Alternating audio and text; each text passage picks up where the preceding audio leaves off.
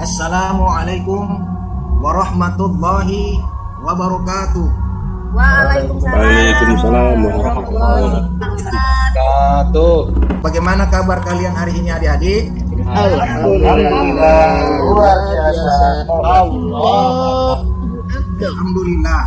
Sebelum kita memulai aktivitas pembelajaran kita pada hari ini, marilah kita berdoa sesuai dengan agama Islam yang kita yakini. Olehnya Ibu, Pak Guru meminta kesediaan dari ketua kelas untuk kiranya dapat memimpin doa kita pada pagi hari ini. Kepada ketua kelas dipersilakan. Mari kawan-kawan kita berdoa untuk memulai pelajaran dengan membaca Rabbi zidni ilma warzuqni fahma. Selanjutnya Pak Guru akan melakukan pengecekan kehadiran. Agus Baitul Khair. Ada Agus? Gak masuk Pak dari kemarin. Ian Palupi. Hadir Pak Guru. Fajar Cahyadi. Hadir. Imam Wahyudin. Hadir Pak. Dan terakhir Zakaria Makaminam. Hadir Pak Guru. Alhamdulillah pada siang hari ini sebagian besar semuanya sudah hadir. Adik-adik sekalian, hari ini kita akan belajar tentang pernikahan dalam Islam, di mana pembahasannya mulai dari pengertian pernikahan dalam Islam, syarat pernikahan dalam Islam, hukum pernikahan dalam Islam, rukun pernikahan dalam Islam, dan hikmah ataupun manfaat pernikahan dalam Islam. Materi ini adik-adik sekalian sangatlah penting karena agar kita bisa mengetahui bagaimana pernikahan dalam Islam yang sebenarnya.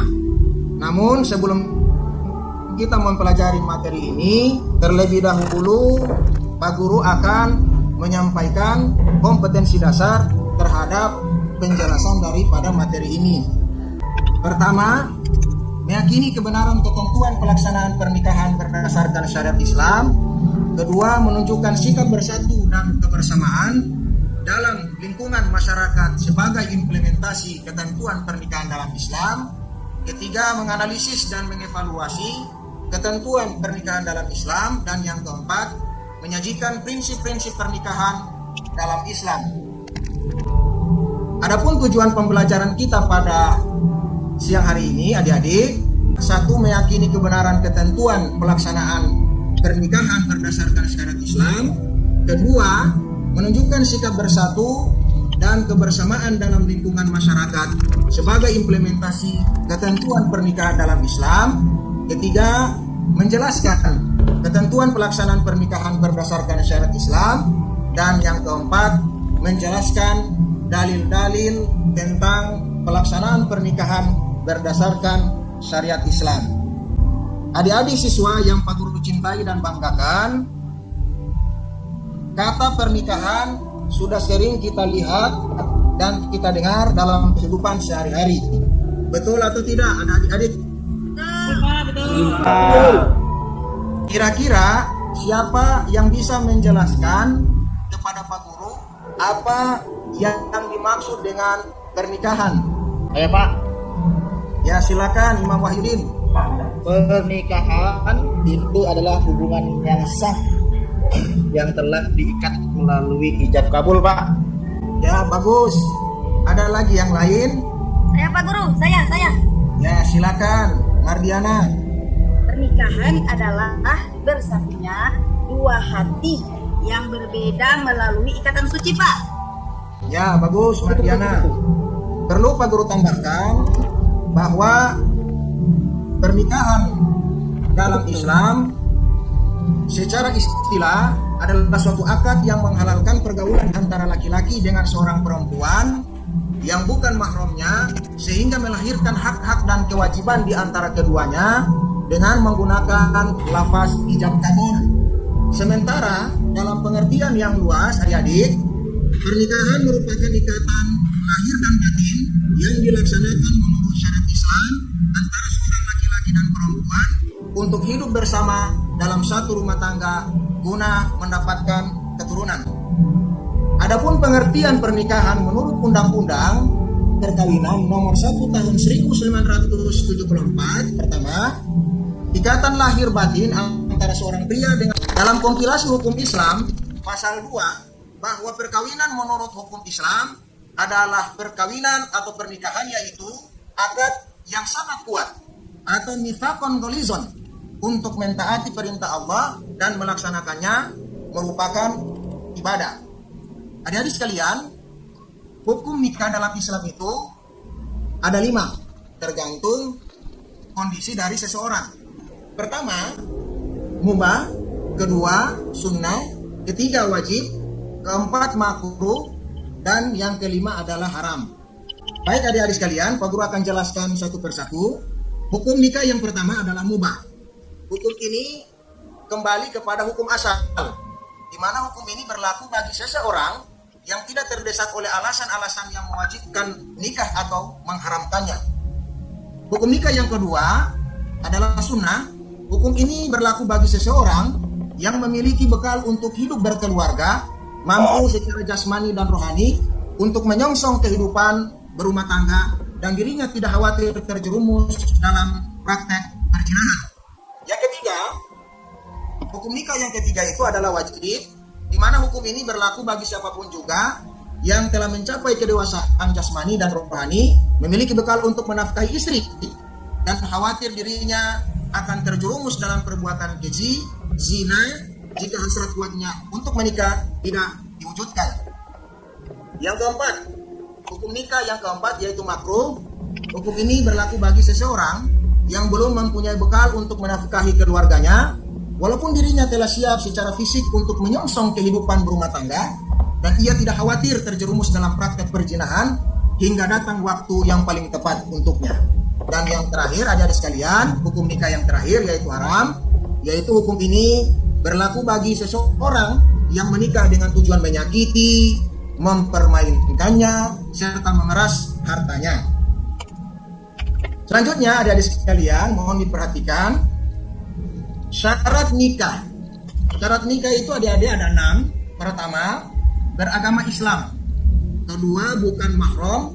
Ketiga, wali nikah. Keempat adalah saksi. Kelima adalah sedang tidak ihram atau berhaji. Dan yang keenam, bukan paksaan. Baik adik-adik siswa sekalian, perhatikanlah gambar yang akan Pak Guru tampilkan berikut ini. Gambar tersebut kira-kira menjelaskan tentang apa ini adik-adik? Ya Pak Guru. Ada yang bisa jawab? Ya silakan Mardiana. Pelaksanaan ijab kabul dalam pernikahan Pak. Ya benar. Gambar tersebut menjelaskan pelaksanaan ijab kabul. Nah, agar kita mengetahui bagaimana tata cara pelaksanaan ijab kabul, maka kita akan mempraktikannya adik-adik. Kira-kira ada yang bersedia adik-adik? Saya Pak Guru. Zakaria. Siapa lagi yang bersedia? Yang perempuan? Pak Guru perhatikan. Saya bersedia Pak Guru. Iya. Jadi Zakaria yang nantinya akan berperan sebagai calon mempelai laki-laki. Asik. Maharaninya sebagai calon mempelai perempuan. Udah Pak. Nah, selanjutnya Makbumah dan Imam Wahyudin sebagai 2 orang saksi. Sekali lagi, kedudukan daripada wali nikahnya perempuan untuk sementara Pak Guru akan ambil alih sebagai contoh, nanti setelah itu akan digantikan oleh Muhammad Diki ya. Oke, sudah bisa kita praktekkan adik-adik? Sampai. Ikuti lafaz yang Pak Guru sampaikan sampai dengan 2 kalimat syahadat. Setelah itu diam dan mengikuti petunjuk dari Pak Guru. Siap? Deg-degan nih Pak nih.